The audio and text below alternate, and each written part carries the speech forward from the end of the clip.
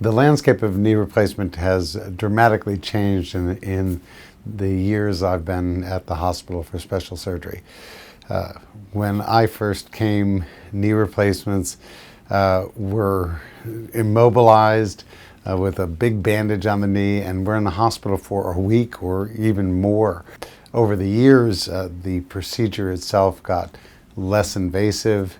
The medical management got much better, and also we realized that you could move these knees right away, and in fact it was advantageous. We realized that much of what we were doing 20 years ago was getting in the way of the patient's recovery, putting big bandages on the patient, not letting them walk.